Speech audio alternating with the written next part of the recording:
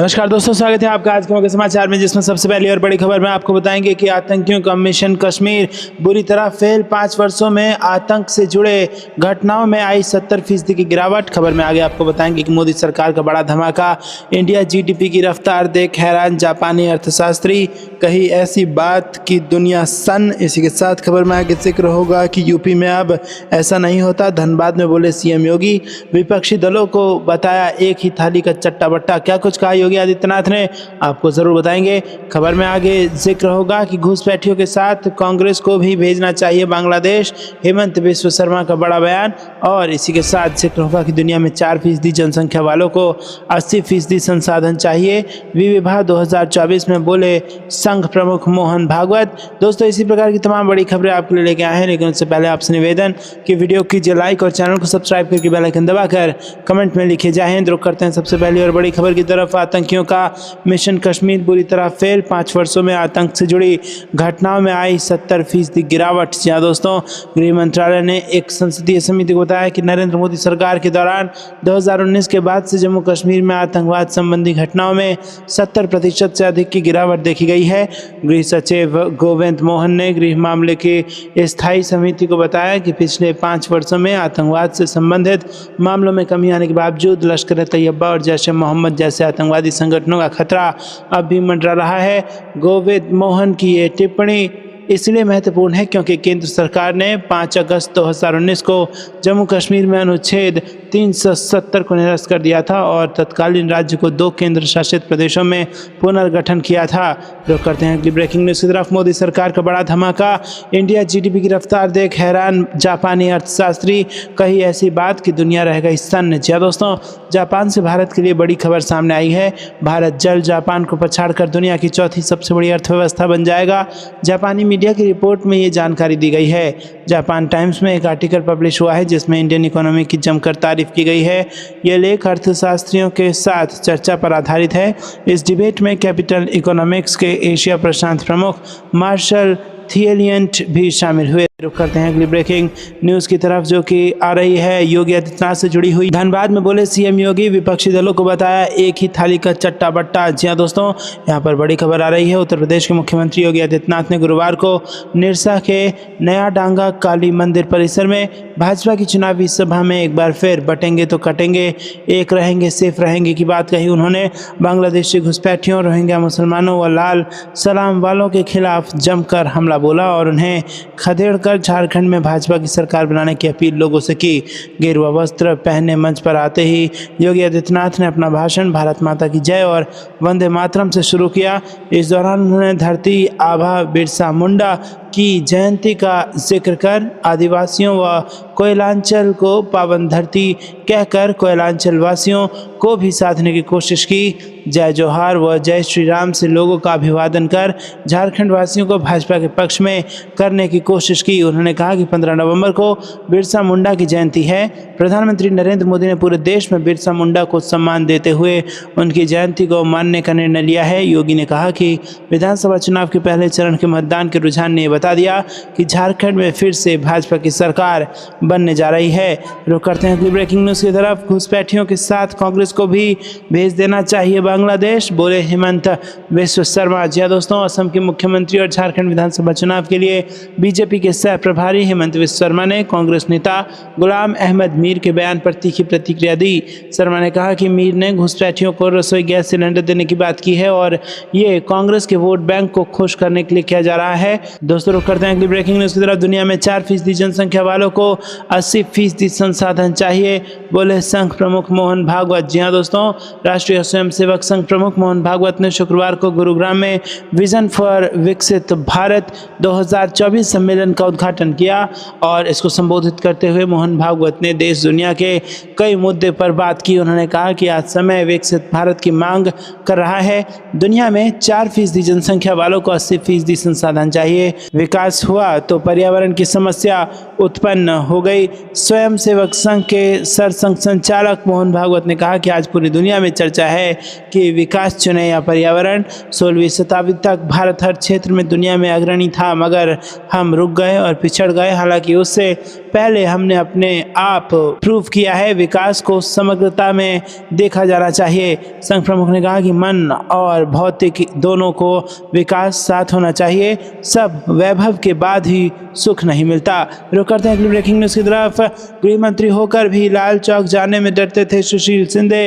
अमित शाह बोले आप पोते पोतियों को लेकर जाइए, चिंता का कोई कारण नहीं। जी हाँ दोस्तों, महाराष्ट्र विधानसभा चुनाव के लिए 20 नवंबर को वोटिंग होगी और 23 नवंबर को नतीजे आएंगे। इस बीच राजनीतिक दलों का चुनाव प्रचार जारी है। महाराष्ट्र में महायुति गठबंधन और महाविकास अघाड़ी गठबंधन के बीच जबरदस्त लड़ाई है। इसी क्रम में महायुति गठबंधन की ओर से केंद्रीय गृह मंत्री अमित शाह यावतमल और हिंगोली में चुनाव प्रचार के लिए पहुंचे थे। यावतमल में चुनावी जनसभा को संबोधित करते हुए अमित शाह ने पूर्व गृह मंत्री सुशील कुमार शिंदे के उस बयान पर निशाना साधा जिसमें उन्होंने अपनी लाल चौक की यात्रा के बारे में बात की थी। कुछ हफ्ते पहले सुशील कुमार शिंदे ने कहा था कि जब वो गृह मंत्री थे और लाल चौक गए थे तो उस दौरान वो डरे हुए थे। इसी का जिक्र करते हुए अमित शाह ने कहा कि अब आप अपने पोते पोतियों के साथ कश्मीर जाएं, आप सुरक्षित रहेंगे। अमित शाह ने कहा कि कश्मीर भारत का अभिन्न अंग है और दुनिया की कोई भी ताकत इसे हमसे नहीं छीन सकती। रुक करते हैं अगली ब्रेकिंग न्यूज की तरफ। एनडीए सरकार में बिहार की बहार, 3 दिन में पीएम मोदी ने दी 19,000 करोड़ की सौगात। जी हाँ दोस्तों, आपको बता दें कि यहाँ पर बड़ी खबर आ रही है। 4 जून 2024 को जैसे ही तस्वीर साफ हुई कि 10 साल बाद केंद्र में एक बार फिर से गठबंधन की सरकार बनने जा रही है तो मानो बिहार का भाग्य खुल गया। अब इसका असर भी दिखने लगा है। प्रधानमंत्री मोदी 15 नवंबर को 3 दिन के अंदर दूसरी बार बिहार आए और उन्होंने सूबे को करीब 19,000 करोड़ का सौगात दिया। बीते 13 नवंबर को प्रधानमंत्री ने दरभंगा में एम्स का शिलान्यास करते समय 12,000 करोड़ से ज़्यादा की परियोजनाओं का उद्घाटन और शिलान्यास किया था। वहीं आज जम्मू से उन्होंने 6640 करोड़ रुपए की कई विकास परियोजनाओं का उद्घाटन और शिलान्यास किया। रुक करते हैं अगली ब्रेकिंग न्यूज़ की तरफ। रायगढ़ में गरजे पीएम मोदी, कहा कांग्रेस ने गरीबी हटाने के नाम पर गरीबों को लूटा। जी हाँ दोस्तों, प्रधानमंत्री नरेंद्र मोदी ने पनवेल में कांग्रेस पर हमला करते हुए कहा कि कांग्रेस ने हमेशा गरीबों को गरीब रखने के एजेंडे पर काम किया। पीढ़ी दर पीढ़ी उन्होंने गरीबी हटाओ का झूठा नारा दिया। कांग्रेस ने गरीबी हटाने के नाम पर गरीबों को लूटा है। जो काम 10 सालों में हुआ वो काम पहले भी हो सकते थे, लेकिन कांग्रेस की सरकारों की मंशा ही नहीं थी कि गरीब आगे आकर अपना हक मांगे। इसीलिए आज भी कांग्रेस गरीबों के लिए कल्याण की हर योजना का जमकर विरोध करती है। पीएम नरेंद्र मोदी ने कहा कि पिछले 10 वर्षों में पहली बार ये हालत बदले हैं। पहली बार कोई सरकार 25 करोड़ लोगों को गरीबी से बाहर लाई है। महायुति सरकार की नीतियां आज शोषितों और वंचितों की ताकत बन रही है। रुक करते हैं अगली ब्रेकिंग न्यूज़ की तरफ। शेख हसीना के प्रत्यर्पण की कोशिश में जुटे मोहम्मद यूनुस को भारत ने दिया बड़ा झटका। जी हाँ दोस्तों, यहाँ पर बांग्लादेश की राजनीति में लगातार चर्चाओं में बनी हुई है शेख हसीना। बांग्लादेश की मोहम्मद यूनुस की अंतरिम सरकार पूर्व प्रधानमंत्री शेख हसीना के प्रत्यर्पण को लेकर हर मुमकिन कोशिश में लगी है। हालांकि बांग्लादेश की राजनीति में शेख हसीना के नाम की चर्चा एक बार फिर से होने लगी है। हालांकि इस बार मामला कुछ अलग है। बांग्लादेश की पूर्व प्रधानमंत्री शेख हसीना फिलहाल भारत में शरण ले रखी हैं। वहीं दूसरी ओर मोहम्मद यूनुस की अंतरिम सरकार हसीना के प्रत्यर्पण के लिए भारत पर दबाव बनाने की कोशिश में लगी हुई है। रुक करते हैं अगली ब्रेकिंग न्यूज़ की तरफ। तुर्की का काल खरीदेगा भारत का दोस्त, इजरायली ब्रह्मास्त्र से फेल होंगे खलीफा एर्दोगान के नापाक मंसूबे। जी हाँ दोस्तों, यहाँ पर मुस्लिम देशों का खलीफा बनने का सपना देख रहे तुर्की के राष्ट्रपति रेसेप तैयब एर्दोगान लगातार अपने पड़ोसी देश ग्रीस को डराने में जुटे हुए हैं। तुर्की तेजी से अपनी ड्रोन सेना तैयार कर रहा है और इस खतरे को देखते हुए ग्रीस ने भी कमर कस ली है। नाटो देश ग्रीस तुर्की के खिलाफ अपने डिफेंस को मजबूत करने के लिए इजराइल से 2 अरब यूरो में आयरन डोम जैसा सिस्टम खरीदने जा रहा है। तुर्की और ग्रीस के बीच में दशकों से दुश्मनी रही है और हाल के दिनों में दोनों के बीच रिश्तों को सुधारने की कोशिश हुई है, लेकिन एथेंस को खलीफा एर्दोगान के ऊपर भरोसा नहीं हो रहा है और इसी वजह से ग्रीस ने इजराइल के साथ एंटी एयरक्राफ्ट और मिसाइल डिफेंस सिस्टम के लिए बातचीत शुरू की है। रुक करते हैं अगली ब्रेकिंग न्यूज़ की तरफ। महाराष्ट्र में चेक हुआ अमित शाह का बैग, वीडियो शेयर कर बोले निष्पक्ष चुनाव प्रणाली में विश्वास करती है भाजपा। जी हाँ दोस्तों, यहाँ पर महाराष्ट्र चुनाव में प्रचार के लिए गृह मंत्री अमित शाह शुक्रवार को राज्य के दौरे पर थे। इस दौरान उन्होंने जनसभा को संबोधित करते हुए महाविकास आघाड़ी पर जमकर निशाना साधा। साथ ही उन्होंने चुनाव अधिकारियों द्वारा की गई उनके सामान की जांच का वीडियो साझा किया और कहा कि भाजपा निष्पक्ष चुनाव प्रणाली पर विश्वास रखती है। गौरतलब है कि हाल ही में उद्धव ठाकरे ने अधिकारियों द्वारा अपने सामान की जांच की जाने का वीडियो साझा करते हुए सवाल किया था कि क्या पीएम मोदी और गृह मंत्री शाह के भी इसी तरह से बैग चेक किए जाते हैं। इसी के जवाब में आज गृह मंत्री ने वीडियो शेयर किया। अमित शाह ने इस पर एक पोस्ट में लिखा कि आज महाराष्ट्र की हिंगोली विधानसभा में चुनाव प्रचार के दौरान चुनाव आयोग के अधिकारियों के द्वारा मेरे हेलीकॉप्टर की जांच की गई। भाजपा निष्पक्ष चुनाव और स्वस्थ चुनाव प्रणाली में विश्वास रखती है और माननीय चुनाव आयोग द्वारा बनाए गए सभी नियमों का पालन करती है। एक स्वस्थ चुनाव प्रणाली में हम सभी को अपना योगदान देना चाहिए और भारत को विश्व का सबसे मजबूत लोकतंत्र बनाए रखने में अपने कर्तव्यों का पालन करना चाहिए। दोस्तों, आपको ये कुछ लगता है कमेंट में जरूर बताइए। वीडियो को लाइक नहीं किया तो लाइक जरूर कीजिएगा। रुक करते हैं अगली ब्रेकिंग न्यूज की तरफ। पाकिस्तान के खैबर पख्तूनख्वा और बलूचिस्तान में सेना ने की बड़ी कार्रवाई, 12 आतंकियों को किया ढेर। जी हां दोस्तों, पाकिस्तान की सुरक्षा बलों ने खैबर पख्तूनख्वा और बलूचिस्तान प्रांत में आतंकवादियों के खिलाफ बड़ी कार्रवाई की है। 12 आतंकियों को ढेर कर दिया। सैन्य अभियान के बारे में सेना ने इस बारे में जानकारी दी। आतंकियों के खिलाफ इस अभियान को सेना बड़ी कार्रवाई के रूप में देख रही है। सेना ने बताया कि खैबर पख्तूनख्वा के मीरान शाह जिले में 13 नवंबर को पहला अभियान चलाया गया और उत्तरी वजीरिस्तान क्षेत्र में मुठभेड़ में 8 आतंकियों को मारा गया है। इस मुठभेड़ में 6 आतंकवादी घायल भी हुए हैं। पाकिस्तानी सेना की मीडिया शाखा के अनुसार दूसरे अभियान में सुरक्षा बलों ने बलूचिस्तान के केच जिले के बलगाट में एक कथित आतंकवादी ठिकाने को निशाना बनाया। रुक करते हैं अगली ब्रेकिंग न्यूज की तरफ। द्विपक्षीय संबंध नई ऊंचाइयों पर, जयशंकर ने बताया। 2015 में पीएम मोदी के दौरे के बाद बदल गई तस्वीर। जी हां दोस्तों, विदेश मंत्री एस जयशंकर ने गुरुवार को कहा कि भारत और यूएई के बीच संबंध नई ऊंचाइयों पर पहुंच गई है। उन्होंने फिनटेक, नवीकरणीय ऊर्जा, बुनियादी ढांचे और रक्षा जैसे क्षेत्रों में सहयोग पर प्रकाश डाला। दुबई में सिम्बायोसिस इंटरनेशनल परिसर के उद्घाटन के अवसर पर बोलते हुए जयशंकर ने इस बात पर जोर दिया कि कैसे पीएम मोदी की 2015 में यूएई की पहली यात्रा, जो एक सदी से भी अधिक समय में किसी भारतीय प्रधानमंत्री की अमीरात राज्य की पहली यात्रा थी, उसने दोनों देशों के बीच द्विपक्षीय संबंधों की नई शुरुआत को चिन्हित किया। जयशंकर ने कहा कि भारत यूएई संबंध वास्तव में नए मील के पत्थर के युग में है। 2015 में प्रधानमंत्री नरेंद्र मोदी की ऐतिहासिक यात्रा सदी की पहली यात्रा थी और इसी तरह रिकॉर्ड समय पर बातचीत करने के लिए हमारी व्यापक आर्थिक साझेदारी भी है। जयशंकर ने कहा कि दुबई में सिम्बायोसिस कैंपस का शुभारंभ एक व्यापक प्रवृत्ति का हिस्सा है जो भारत और यूएई के बीच बढ़ते शैक्षिक और सांस्कृतिक आदान प्रदान को दर्शाता है।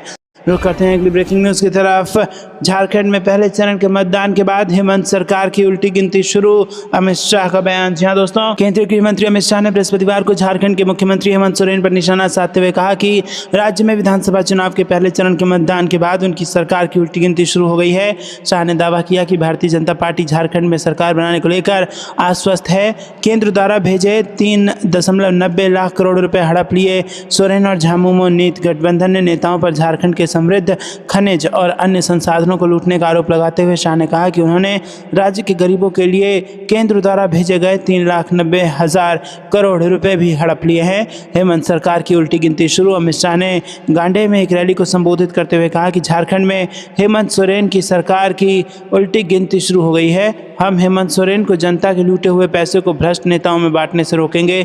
जनता से लूटा गया एक एक पैसा राज्य के खजाने में वापस किया जाएगा। उन्होंने आरोप लगाया कि झारखंड में हेमंत सोरेन की नाक के नीचे घुसपैठ होने की वजह से आदिवासियों को अन्य पिछड़ा वर्गों की आबादी कम हो रही है, लेकिन कल्पना सोरेन उनसे ही वोट मांग रही हैं। झारखंड के मुख्यमंत्री हेमंत सोरेन की पत्नी कल्पना सोरेन गांडे से झामुमो की निवर्तमान विधायक और पार्टी उम्मीदवार हैं। शाह ने कांग्रेस नेता राहुल गांधी पर निशाना साधते हुए कहा कि अयोध्या में भाजपा ने रामलला को मंदिर में प्रतिष्ठापित कराया, लेकिन कांग्रेस नेता को अब तक अयोध्या जाने का समय नहीं मिला। रुक करते हैं अगली ब्रेकिंग न्यूज की तरफ। योगी सरकार ने दिखाया बड़ा दिल, प्रयागराज में आंदोलन कर रहे छात्रों की मांग पूरी परीक्षा को लेकर किया बड़ा ऐलान। जी हां दोस्तों, पेपर शेड्यूल को लेकर चल रही हलचल के बीच उत्तर प्रदेश लोक सेवा आयोग पीसीएस प्रारंभिक परीक्षा 2024 को एक ही पाली में आयोजित करने पर सहमत हो गया है। अभ्यर्थियों की मांग को स्वीकार करते हुए यूपीपीएससी ने गुरुवार को समीक्षा अधिकारी यानी कि आरओ और सहायक समीक्षा अधिकारी यानी कि एआरओ परीक्षा स्थगित कर दी और प्रांतीय सिविल सेवा प्रारंभिक परीक्षा पुराने पैटर्न पर आयोजित करने की घोषणा की। यह निर्णय पिछले 3 दिनों से प्रदर्शन कर रहे छात्रों के अनुरोध पर विचार करने के बाद आया है। सूत्रों ने बताया कि आरओ एआरओ परीक्षा के तौर तरीकों पर गौर करने के लिए एक समिति का गठन किया गया है। आयोग जल्द ही दोनों परीक्षाओं में बदलाव के संबंध में एक अलग नोटिस जारी करेगा। हालांकि यूपीपीएससी ने परीक्षा की तारीख पर कोई स्पष्टीकरण नहीं दिया है, लेकिन प्रयागराज के डीएम रविंद्र कुमार ने कहा कि आयोग द्वारा परीक्षा की तारीख जल्द ही जारी की जाएगी। रुक करते हैं कि ब्रेकिंग न्यूज़ की तरफ। घुसपैठियों और रोहिंग्या के संरक्षक हैं कांग्रेस, झामुमो और राजद, योगी आदित्यनाथ का बयान। जी हाँ दोस्तों, यूपी के सीएम योगी आदित्यनाथ ने गुरुवार को झारखंड के धनबाद जिले के निरसा, बोकारो और बेरमो विधानसभा सीटों पर चुनावी सभाओं को संबोधित करते हुए झारखंड की मौजूदा सरकार को बांग्लादेशी घुसपैठियों और रोहिंग्या का संरक्षक करार दिया। उन्होंने कहा कि झारखंड की बेटी, रोटी और माटी की सुरक्षा में सेंध लगाने के लिए ये लोग रोहिंग्या मुसलमानों को घुसाने में लगे हैं। हमें घुसपैठ नहीं होने देनी है। ये बेटियों के साथ खिलवाड़ करेंगे, आपकी रोटी पर कब्जा करेंगे, ये कतई नहीं होने देना है। इसे भाजपा ही रोकेगी। झारखंड में बुधवार को पहले चरण का मतदान हुआ और रुझान बताता है कि पूर्ण बहुमत से भाजपा सरकार आएगी। झारखंड ने तय कर लिया है कि राज्य को लूटने वाले कांग्रेस, झामुमो और राजद को सत्ता से बेदखल करके रहना है। उन्होंने कहा कि जब झारखंड का निर्माण हो रहा था तो मैं गोरखपुर में सांसद था। संसद के चर्चा के दौरान कांग्रेस और आरजेडी झारखंड बनाने का विरोध कर रहे थे। आज कांग्रेस और आरजेडी दोनों झामुमो की गोद में बैठकर झारखंड को गुमराह करने का काम कर रहे हैं। एक तरफ ये लूट रहे हैं और दूसरी तरफ लुटेरों को, सरदार वामपंथियों को सिर पर उठाकर झारखंड को पूरी तरह नक्सलवाद का गढ़ बनाने के लिए बेताब हैं। इसको कतई झारखंड में पनपने नहीं देना है। इसका आह्वान करने में झारखंड मैं आया हूँ। रुक करते हैं ब्रेकिंग न्यूज़ की तरफ। कोविड संकट में पहुंची थी 70,000 वैक्सीन, अब डोमिनिका पीएम मोदी को देगा सर्वोच्च सम्मान। जी हाँ दोस्तों, कैरिबियाई द्वीप देश डोमिनिका ने प्रधानमंत्री नरेंद्र मोदी को अपने देश का सर्वोच्च सम्मान देने का ऐलान किया है। सम्मान की घोषणा करते हुए डोमिनिका की तरफ से कहा गया है कि पीएम मोदी ने कोविड-19 महामारी के दौरान डोमिनिका की काफ़ी मदद की थी। पीएम मोदी के इस योगदान को डोमिनिका ने दोनों देशों के बीच साझेदारी मजबूत करने वाला बताया है। पीएम मोदी को यह पुरस्कार डोमिनिका की राष्ट्रपति सिल्वेनी बर्टन 19 से 21 नवंबर तक गुयाना के जॉर्ज टाउन में होने वाले भारत कैरिकॉम शिखर सम्मेलन के दौरान देंगी। बता दें कि फरवरी 2021 में प्रधानमंत्री मोदी ने डोमिनिका को एस्ट्राजेनेका कोविड-19 वैक्सीन की 70,000 खुराकें भिजवाई थी। रुक करते हैं अगली ब्रेकिंग न्यूज़ की तरफ। नरेंद्र मोदी करने जा रहे हैं ऐतिहासिक दौरा। 56 साल बाद कोई भारतीय पीएम रखेगा इस देश में कदम। जी हाँ दोस्तों, प्रधानमंत्री नरेंद्र मोदी एक ऐतिहासिक दौरा करने जा रहे हैं। दरअसल वो 19 से 21 नवंबर 2024 तक गुयाना गणराज्य का ऐतिहासिक दौरा करेंगे। ये 1968 के बाद भारतीय प्रधानमंत्री का गुयाना का पहला दौरा होगा। प्रधानमंत्री मोदी का यह दौरा भारत और गुयाना के बढ़ते और मजबूत होते रिश्तों को दर्शाता है, जो दोनों देशों के साझा अपने वैश्विक इतिहास, सांस्कृतिक विरासत और रणनीतिक हितों पर आधारित है। इस यात्रा से भारत और गुयाना के बीच द्विपक्षीय संबंधों को और गहरा करने का अवसर मिलेगा। खासकर कैरिबियाई समुदाय के साथ भारत के संबंधों को मजबूत करने की दिशा में प्रधानमंत्री मोदी इस दौरान गुयाना के राष्ट्रपति मोहम्मद इरफान अली से कई अहम मुद्दों पर चर्चा करेंगे, जिनमें ऊर्जा, रक्षा और सांस्कृतिक सहयोग शामिल है। प्रधानमंत्री मोदी और राष्ट्रपति अली जॉर्ज टाउन में होने वाले दूसरे भारत कैरिकॉम शिखर सम्मेलन की सह अध्यक्षता करेंगे, जिसमें भारत और कैरिबियाई देशों के बीच आर्थिक सहयोग, जलवायु परिवर्तन और सतत विकास जैसे महत्वपूर्ण मुद्दों पर चर्चा होगी। रुक करते हैं अगली ब्रेकिंग न्यूज़ की तरफ। भारतीय अर्थव्यवस्था चुनौतियों के बावजूद बेहतर तरीके से आगे बढ़ रही है, महंगाई पर बोले आरबीआई गवर्नर। जी हाँ दोस्तों, वैश्विक चुनौतियों के बावजूद भारतीय अर्थव्यवस्था सुचारू तरीके से आगे बढ़ रही है। भारतीय रिजर्व बैंक के गवर्नर शक्तिकांत दास ने गुरुवार को ये बात कही। एक कार्यक्रम के दौरान बोल रहे दास ने केंद्रीय वाणिज्य मंत्री पीयूष गोयल की ओर से ब्याज दरों में कटौती के सुझाव पर टिप्पणी करने से इनकार कर दिया। उन्होंने कहा कि मौद्रिक नीति समिति दिसंबर में होने वाली अपनी अगली बैठक में इस बारे में उचित निर्णय लेगी। अक्टूबर में महंगाई दर केंद्रीय बैंक के 6% के लक्ष्य से अधिक रही है। इस पर दास ने कहा कि मुद्रास्फीति के समय समय पर उतार चढ़ाव के बावजूद इसके कम होने की उम्मीद बनी हुई है। रुक करते हैं अगली ब्रेकिंग न्यूज़ की तरफ। मणिपुर में हिंसा पर केंद्र सरकार का बड़ा फैसला, जिरीबाम समेत 6 पुलिस थाना क्षेत्रों में फिर लगा आतंकवाद। जी हां दोस्तों, केंद्र सरकार ने मणिपुर में हिंसा को लेकर बड़ा कदम उठाया है। हिंसा प्रभावित जिरीबाम समेत 6 पुलिस थाना क्षेत्रों में केंद्र सरकार ने सशस्त्र बल अधिनियम को फिर से लागू कर दिया है। इस अधिनियम के तहत किसी क्षेत्र को अशांत घोषित किया जाता है और सुरक्षा बलों को विशेष सुविधा प्रदान की जाती है।